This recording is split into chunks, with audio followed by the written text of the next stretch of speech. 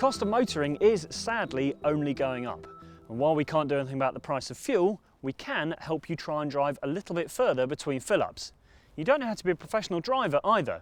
Just follow these 10 handy tips to improve your car's efficiency. Firstly, remove excess weight. That spade you put in the boot to shovel snow in the winter can come out. And if the kids are staying at home, then so can their buggy. Make sure you take any external carrying devices off the car. Things like bike racks can act as a great big air brake and put extra pressure on the engine. Keep up with basic maintenance. Keep your tyres properly inflated to make sure there's less drag on the road, and get the car regularly serviced to keep everything flowing nice and smoothly inside.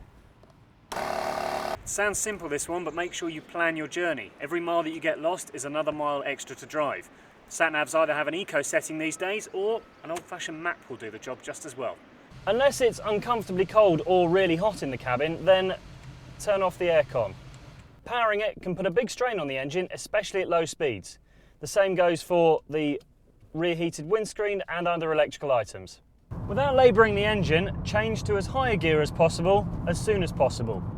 As a general rule, change up before 2,000 revs in a diesel car and before 2,500 in a petrol.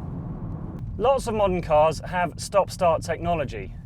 Try and use it where possible rather than sitting with your foot on the clutch at the lights. Let the engine cut out and you won't use any petrol while you're sitting there. Stick to the speed limits. Driving at 70 miles an hour uses 15% more than driving at 50 miles an hour, and driving at 80 uses 25% more than driving at 70 miles an hour. Plan ahead to anticipate obstacles and keep moving where possible. Easing off the throttle and slowing down gently is better than slamming on the brakes, coming to a halt and having to start all over again. Use gravity to your advantage and build up a little bit of pace coming downhill to keep you going when it comes to going back uphill again.